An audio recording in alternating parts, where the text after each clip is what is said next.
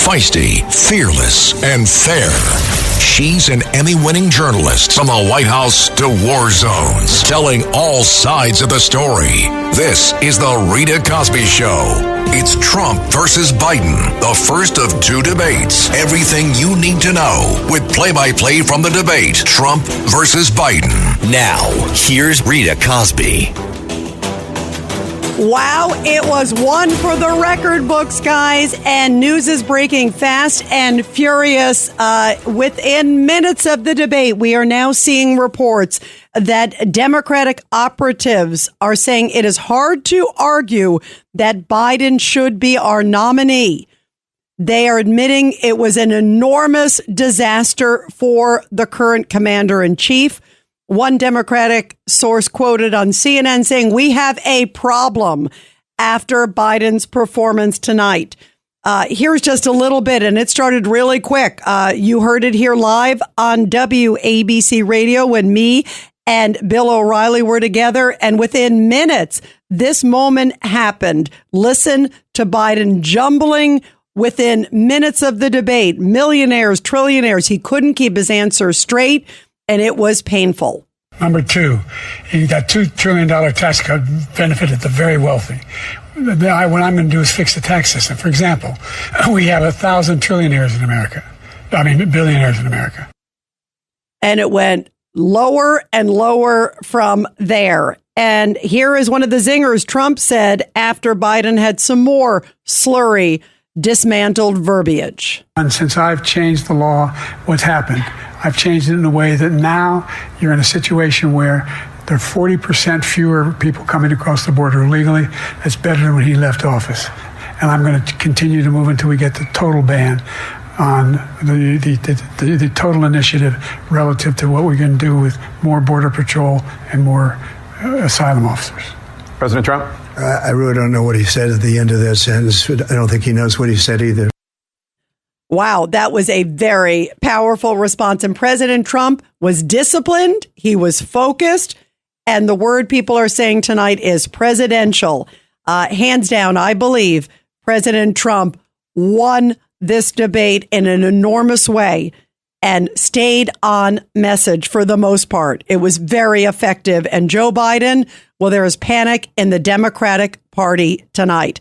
Joining us now is the great owner-operator of Red Apple Media. Also, I'm the lucky one. I get to co-host Katz and Cosby every day with him on WABC Radio at 5 p.m. The great John Catsimatidis. John, I haven't had a chance to talk with you since the debate, obviously. Your reactions, John? Well, it was a little bit shocking. After a week at Camp David, he came out very weak, and President Biden should have done a much better job. The CNN is panicking. The Democrats are panicking because there's no way, absolutely no way, can he last 4 more years. And the Democrats don't want Kamala Harris. So the Democrats are having a very serious problem. What do they do? Who do they substitute for Joe Biden? And they certainly don't want Kamala Harris to take the lead. And President Trump did, on a scale of 1 to 10, he did a 9, 9.5. He did a better job than a lot of people expected him to do. And I think the odds in Las Vegas are like 60-40 on President Trump right now. I actually, and you know what, I actually believe it will also increase as this sort of sits in, because John, you used the word shocking. I also, John, was sad when I watched, because I thought, boy, this is our commander in chief. This is the president of the United States. And when you and I were talking earlier, look, I want what's best for the country. And I'm sitting there thinking, what are world leaders thinking when this guy was having trouble getting through a basic sentence? I expected him to be the angry Joe Biden that we saw at State of the Union. Because remember, he came out, he had a lot of energy. Here, it looked like he was very lethargic, and you could hear it, you could see it. It was actually painful, and it saddened me as an American, John Katz. Look, I don't want to criticize any president of the United States, but he definitely is not capable of doing 4 more years. And I think that's the key words in the sentence. And the Democrats definitely do not want Kamala Harris. And it has nothing to do with her being black, or it has nothing to do with her being, vice president at this point. But she's not capable of taking over as commander-in-chief, and they know that. So the Democrats have a very serious problem at this point. Yeah, what do you think happens? Because just like you set up, they don't want Kamala Harris. And also, you look at the timing of this, John. You know, remember when this all broke? I remember you and I were like, whoa, this was the earliest debate, presidential debate in American history. Here it is in June. And suddenly it was on Joe Biden's end. These were Joe Biden's terms. This was Joe Biden's time frame, CNN, and he worked it out. And then they went to Trump, and Trump, accepted it reluctantly, thinking, okay, well, I want to debate the guy. I'll do whatever it is. But given the fact that this was done so early and it's before the Democratic convention, I firmly believe that there was pressure, obviously, within the party on Joe Biden saying, you better hit it out of the park and let's see what you got, because they're concerned, I think, even before this moment. But after tonight, it's got to be panic. What do you think now happens? You've been involved in just so many huge high level discussions, John Catsimatidis. What do you think is sort of happening now behind closed doors? I think the knives were out at CNN. And they wanted, they were hoping that he'd perform, but he did not perform to expectations. And the knives are out in the Democratic Party to do something about it. As of right now, President Trump would probably not accept a second debate against Joe Biden, because why should he? I mean, what are they going to do? Pump him up with extra drugs? I mean, it's a serious problem.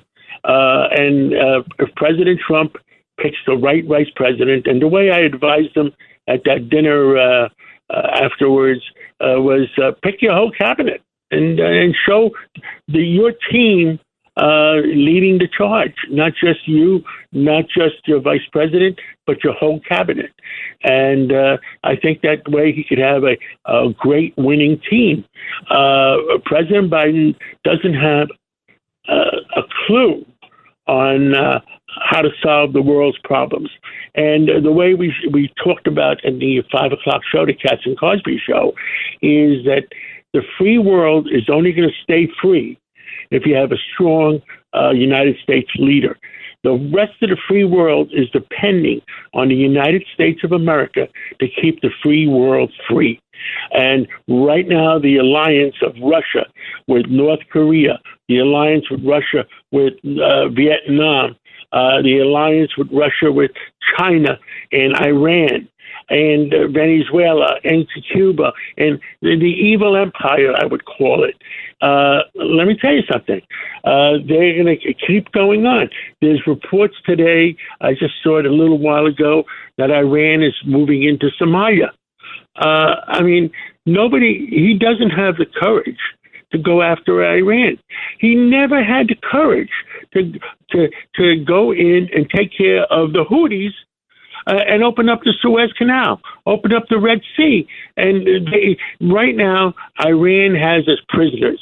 They're using the excess money America gave them, because President Biden allowed Iran to go from 400,000 barrels a day to 4 million barrels a day at $100 a barrel, at $80, $90 a barrel. Wow. And we made them zillionaires. And what happened? They used the excess money they had from the money that America gave them, and hired the Houthis, hired the Hezbollah, hired the Hamas to create turmoil in the world. I am afraid of Joe Biden continuing. And it's a very serious problem, not just the United States of America. It's a very serious problem for the free world. And that's what I'm concerned about. I'm concerned about the free world and keeping it free, because not for me, for our kids and grandkids going forward. We're never going to make 2076 the 300th year of the United States of America if Americans don't make the right decision right now and keep the free world free. Yeah, absolutely. Well said, John. And, you know, John, earlier we were talking about how this election, before this debate, we were talking about how pivotal this election is because we're seeing the world going in such a different direction already in a few short years.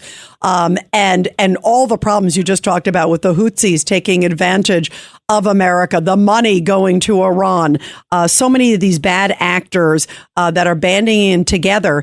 And that was before the debate. If I'm a world leader, sadly, who wishes the America harm, and they see tonight and they see our commander in chief, what message does that send when they see President Biden's performance? It is concerning.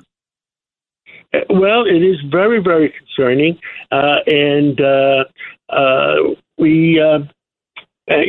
European NATO and all the free world, Japan and New Zealand and Australia, they need a strong leader in the United States of America. They're all depending on us to keep them free. And President Biden, he's getting too old, but it's not getting old. I've seen 94-year-olds be sharp. I've seen, 89-year-olds being sharp. John, I was just with a 107 and a year-old guy in Normandy who was sharp as a tack. Well, the Democratic Party needs to look at itself very carefully and say, can he last 4 more years? And the answer is probably 90% of the Democratic Party will say Joe Biden is not going to be able to last 4 more years. And the one thing that we all say, the President Biden, when you talk about the black community, the poor blacks, the poor Hispanics, the poor Asians, that the fact is President Biden doubled the price of oil. He increased the price of food by 30 to 40%. The interest rates, because of the price of oil, because of the price of food, interest rates went up to 7% for a 30-year mortgage. Guess what? Wow. That doesn't work for the free world. That doesn't work for the poor. You know, it made the poor Americans poorer. It made the price of food made the poor and middle class poorer. And he's not doing anything about it. If he went in there with our Air Force, if I was Commander-in-Chief, if I went in with our Air Force and our Navy, and we would destroy the Houthis in 3 days. 3 days. And you open up the Suez Canal, you open up the Red Sea, and guess what? Oil will be flowing, and the fact is that he's not going to do it. And I don't know why, as Commander-in-Chief, he's not doing it. Yeah, it is astounding. It's very sad. So sad. And John, I wish you were president because I think it would take you less than 3 days. I think it would take you a day and a half, I would give it, Max, with your great, incredible skill and insight. John, thank you so much. We love having you here on the show. I look forward to talking with you tomorrow, of course, on our great show, Cats and Cosby, 5 o'clock on WABC Radio. And boy, our country's in trouble after what we saw tonight, and Democrats are definitely in panic mode.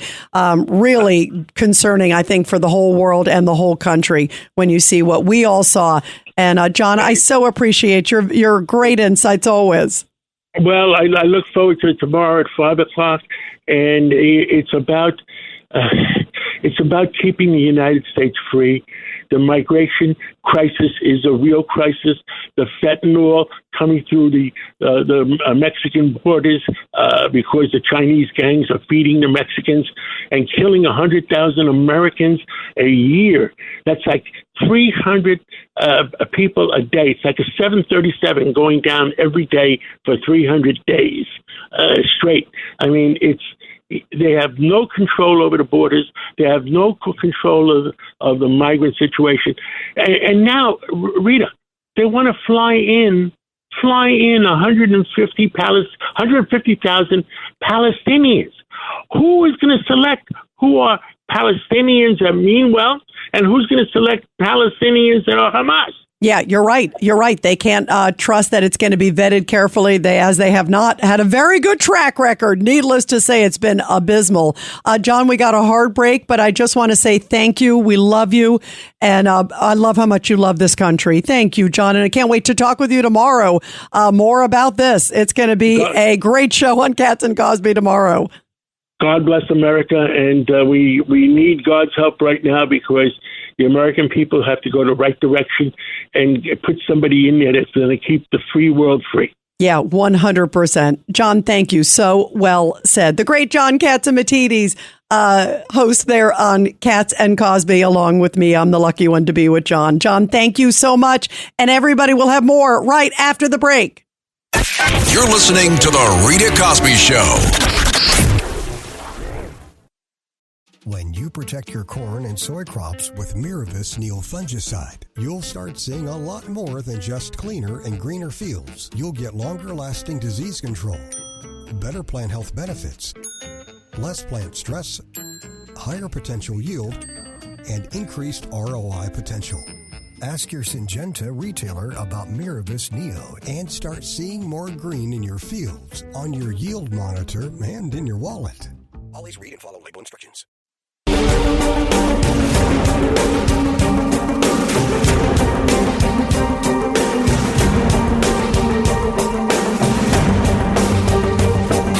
This is The Rita Cosby Show.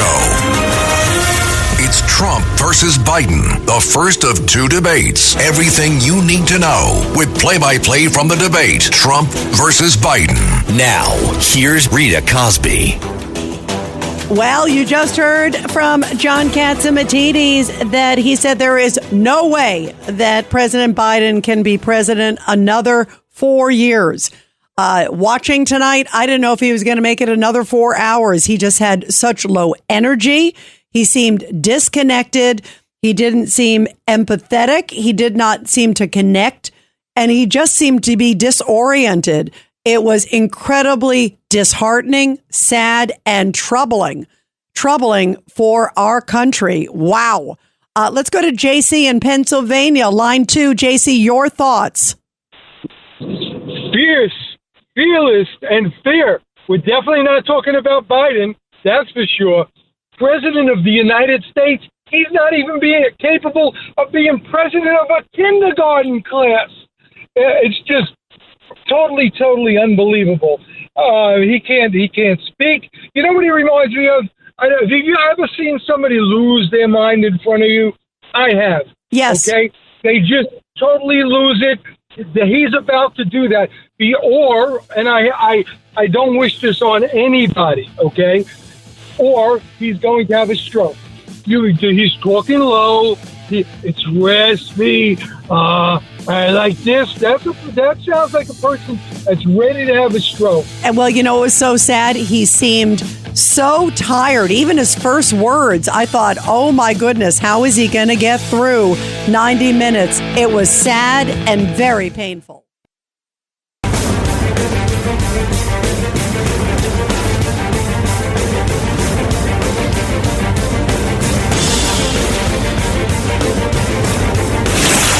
Rita Cosby is on. It's Trump versus Biden, the first of two debates. Everything you need to know with play-by-play from the debate, Trump versus Biden. Now, here's Rita Cosby. And news coming fast and furious after that stunning and dismal performance by Joe Biden tonight, our commander-in-chief. Kamala Harris, I was just watching her a little bit ago, saying tonight you could not see a more clear contrast. She's correct. You saw a Trump who was vibrant and clear and presidential and disciplined, and you saw Joe Biden that really was sad and pathetic and had trouble even just getting the words out and staying awake. It was painful. So much so that there are reports tonight that Democratic operatives are saying it is hard to argue that Biden should be our nominee. Quote, nothing good from the performance of Joe Biden tonight. It was sad and it was pathetic. Clearly, President Trump handily won this debate. He was measured, disciplined, clear, concise, presidential. And I'm sure there were independents and people who were on the fence trying to decide who to go for. Maybe they had heard Joe Biden's interpretation of President Trump prior to tonight. And what they saw tonight was a president in control. He was calm. He was clear. He was energetic. He was crisp. And Joe Biden, I don't think he's going to be able to last. I wonder even until November. He just looked so dismal, so groggy, so out of touch. And that is a very sad position to be in. If you are the leader of the free world, how is this guy going to make it? Democrats are in panic mode tonight, and they should be after what was one of the worst performances I think I've ever seen a candidate ever do in a debate. And this guy has been in politics a long time. First off, listen, here's a little bit of Joe Biden, a little bit of stumbling, bumbling on healthcare. Every single solitary person eligible for what I've been able to do with the COVID, with dealing with everything we have to do with, look, if we finally beat Medicare. Thank you, President Biden. President Trump? Well, he's right. He did beat Medicare. He beat it to death, and he's destroying Medicare because all of these people are coming in. They're putting them on Medicare. They're putting them on Social Security. They're going to destroy Social Security. This man is going to single-handedly destroy Social Security. These millions and millions of people coming in, they're trying to put them on Social Security. He will wipe out Social Security. He will wipe out Medicare. And also, President Trump, as you heard, had a great zinger. And then here is this, when Joe Biden said what was expected, he looked at him and he said, "You're a convicted felon." At one point, he said, "You're a whiner. You're a loser." And when he used the line that, of course, was expected and said, "You're a convicted felon," listen to how President Trump turned the tables. But he could be a convicted felon as soon as he gets out of office. Joe could be a convicted felon with all of the things that he's done. He's done horrible things. All of the death caused at the border, telling the Ukrainian people that we're going to want $1 billion or you change the prosecutor. Otherwise, you're not getting $1 billion. If I ever said that, that's quid pro quo. That we're not going to do anything. We're not going to give you $1 billion unless you change your prosecutor having to do with the son.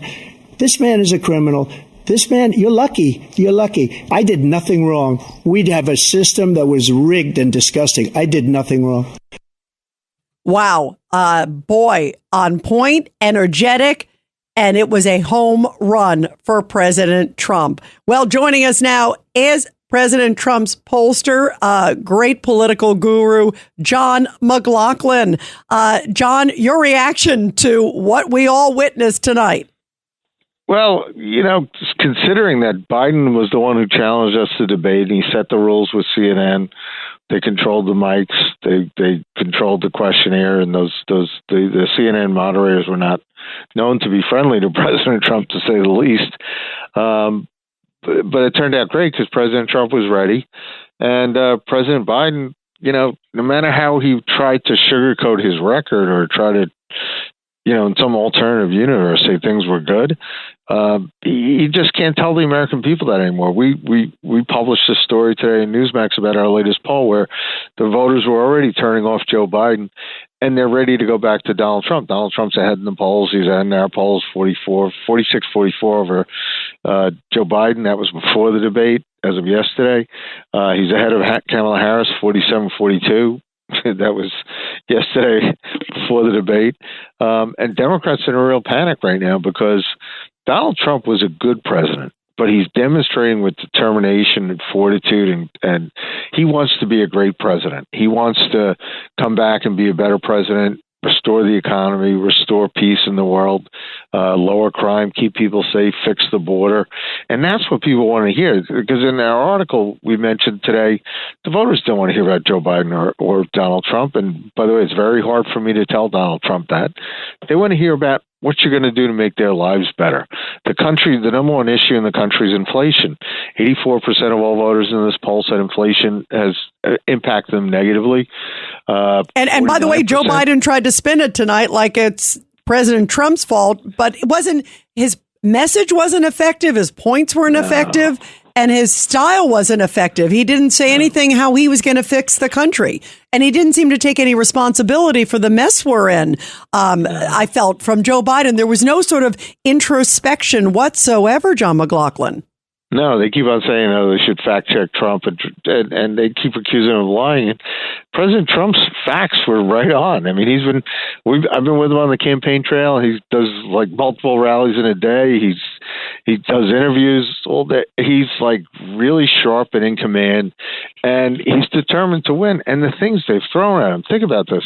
I mean, everybody knew he was a strong president, but last year when he was ahead in the polls, because we went ahead in the polls when Biden kicked off inflation, then surrendered Afghanistan. We've been leading in the popular vote, something we never did in 2016 or 2020. It was always an electoral battleground state play.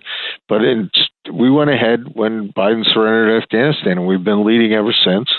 And I told President Trump last year when he was being indicted by Alvin Bragg with the guys from Biden's Justice Department and Fani Willis, I said, the only crime you've committed is you're ahead in the polls.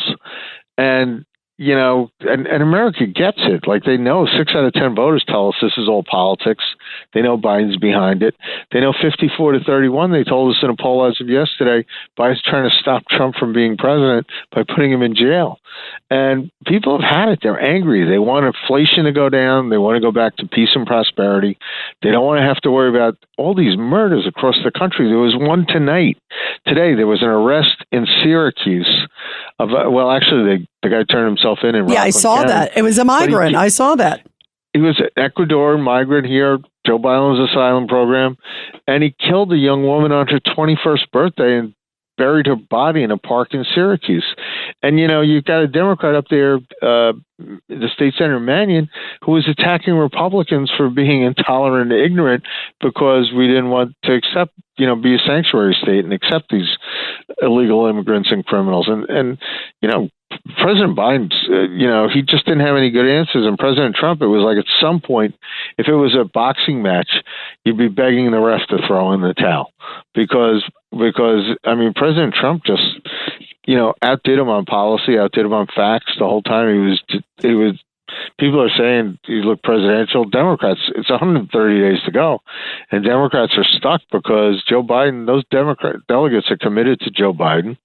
And how do you tell Joe Biden to step aside and not tell Kamala Harris she's going to be the nominee?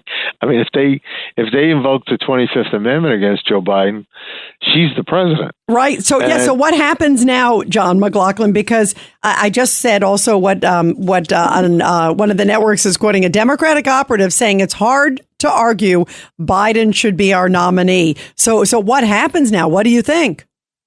Unless Biden lets go on his own, which he may not do because there's so many corruption problems. It's not just Hunter, it's the whole family, including him. Unless he steps aside voluntarily, they're stuck. And if I'm Kamala Harris, she's hanging in there because, by the way, I always thought he picked her because she's like impeachment insurance, because no one wants her to be president. Right. So now you're like, for the Democrat Party, it's like, how do you get him to step aside? Particularly when when President Trump said to him, because Biden was really nasty and, he came across as angry, nasty self when he wasn't confused. But he called Trump a convicted felon, and sure, there was a rigged trial that Biden put together. And by the way, I thought that was one of President Trump's great moments where he kept repeating. He stayed on message, I thought, had very good discipline. He said, I'm in this position because of you, because I'm your leading political opponent. You put me in this position. You did this. You're the ones who's pushing the judges, pushing the prosecutors. I also thought on border, he was so strong too, didn't you? Where he kept going back to, part of the costs of migration, the crime, obviously, but also the monetary. And Joe Biden didn't have a single answer when it came to the border. He actually said at one point how great of a job he's doing since he issued this executive order. And I'm thinking, where have you been for the last 3.5 years? And what he's done is a drop in the bucket. It's a joke. Yes, and he said things that aren't true. Like he said, the Border Patrol endorsed him. The Border Patrol put out a statement during the debate that they haven't endorsed anybody. It's like so it's I don't know. He just anybody who watched it, realizes that Joe Biden, isn't telling the truth, and he's trying to deceive them about things that they know are true. Where, like I said, in our poll, 61 to 34, they say the economy's getting worse, not better, and 68% say the country's on the wrong track, and 57% disapprove of Biden. So, Trump's ahead, but there's undecided voters we got to go get.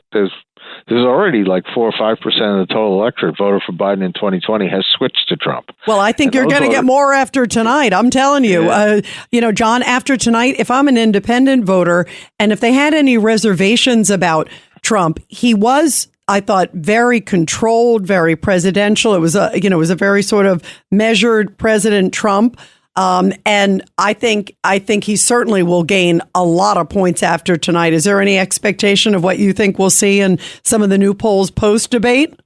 Well, I don't want to. By the way, I love to poll, but debates started at 10 o'clock and it ended at 10:30 Eastern time, so you really can't poll in the United States tonight. But there'll probably be some polls over the weekend, and going into July 4th, we'll see some polls, but we'll gain a little, but I think, we're already ahead. But there's still a Democrat core that likes open borders, that likes higher taxes. I mean, what's amazing, Biden was several times talking about raising taxes, which he'll raise taxes on 91% of Americans. And the last Democrat who did that was Walter Mondale, and it didn't work out well for him at all. Right. It'll crush the economy. Yeah. So our friend Larry Kudlow will tell you that if you let that tax cut go, if Biden gets his wish, we'll be in a recession. But Americans are too smart for that. People are upset. People are angry, and the way to channel the anger is to get involved and vote for President Trump, and to make sure that we can win this election, because we still have 130 days to go. So right now, Biden's the nominee. We're getting ready to beat Joe Biden. He didn't do well tonight, President Trump did extremely well, and he's just determined to win this election, to get the country back on the right track, and even end the challenges of trying to end the war in Ukraine, trying to keep the Middle East safe again, keep Israel safe, put the terrorists like in Iran back in their place. I mean, it's a challenge, but he's up to the challenge. He wants to do it. Yeah, we need a warrior. We need a leader. And boy, I thought President Trump was very clear and crisp and presidential. And right now, the world's in chaos. You need somebody to clean it up. And boy, with his background, to me, there's no doubt tonight he won. And that's the kind of person we need right now in the United States, back in the Oval Office. John McLaughlin, we love you. I'm so glad that you called in. It means so much. Thank you, John. In the middle of a big, busy news night, the pollster there for President Trump. Well, you're doing a great job tonight, and I'm sure we'll be speaking again very, very soon. Good. We still have a long way to go. We got to run the Trump campaign. We still have to run like we're behind, because the Democrats, they'll never give up until we get every vote counted and get all our votes in the ballot box and make sure we won. And still, it's the race to November now. Thank you very much, John. We appreciate it. Good luck. And tell the president I said bravo. I will. Thank you, Rita. Thank you very much. The great John McLaughlin, pollster for President Trump. Wow, they've got to be beaming tonight. The president, I thought, hit it out of the park. And our current commander-in-chief, the Democrats are even in panic mode big time. And now to our Support Our Heroes. The Rita Cosby Show presents Support Our Heroes. And this is the Tunnel to Towers Foundation Support Our Heroes segment with a powerful story coming from Camp Lejeune, North Carolina. Well, on February 19th, 1945, more than 70,000 U.S. Marines landed on the beaches of Iwo Jima. The Marines fought Japanese troops for 5 consecutive weeks, enduring the brutal jungle conditions and unforgiving occupying force until finally declaring victory over Iwo Jima on March 26, 1945. One of the survivors from that day is now passing the messages on to younger generations about the experiences that he had in the Pacific Theater.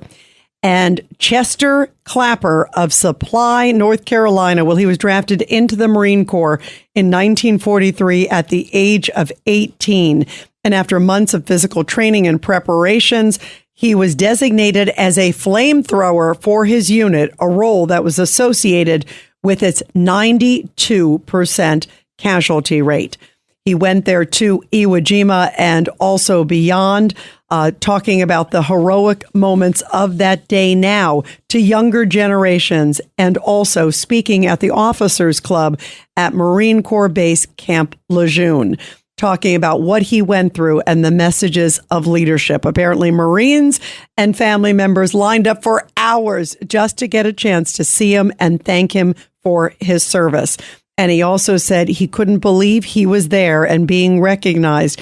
He also said that he reached one of his life's goals, that it was granted that he would be able to raise a glass and enjoy a beer with a Marine Corps general. And he certainly was with many, many generals there as they appreciated him and so many members of the greatest generation.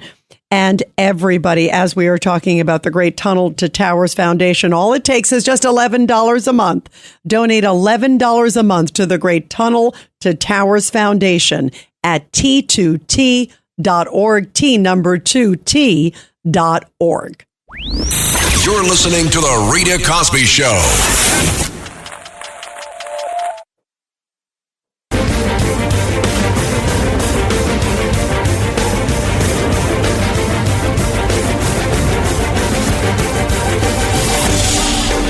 It's The Rita Cosby Show. It's Trump versus Biden, the first of 2 debates. Everything you need to know with play-by-play from the debate, Trump versus Biden. Now, here's Rita Cosby. Well, Democrats in panic mode tonight, and they should be. Joe Biden was abysmal. Joe Biden was horrible, and Trump was definitely on his game. He was laser focused, including replying to when Joe Biden said, "Mr. President, you are a convicted felon." Well, President Trump threw it right back at the current occupant of the White House. But he could be a convicted felon as soon as he gets out of office. Joe could be a convicted felon with all of the things that he's done. He's done horrible things. All of the death caused at the border, telling the Ukrainian people that we're going to want $1 billion or you change the prosecutor. Otherwise, you're not getting $1 billion. If I ever said that, that's quid pro quo. That we're not going to do anything. We're not going to give you $1 billion unless you change your prosecutor having to do with his son. This man is a criminal. This man, you're lucky. You're lucky. I did nothing wrong. We'd have a system that was rigged and disgusting. I did nothing wrong. And meanwhile, Joe Biden sadly was slurring. It was painful. It was, I think, the worst debate performance I have ever seen, let alone from a sitting commander-in-chief. Let's go to Norm real quick. Norm, your thoughts? My thoughts are, pretty much everybody at the watch party I was at tonight at the Conservative Party of New York State, we all thought Donald Trump did wonderful. And it was actually quite shocking, watching Biden, the expressions, the gobsmacked look in his glazy eyes, was quite shocking. I agree. It was shocking. It was stunning. I've said to all of you, I expected the angry Joe Biden, the State of the Union Joe Biden, who misspoke but had energy. It was sad. It is game over if Joe Biden stays in this race. Trump handily won.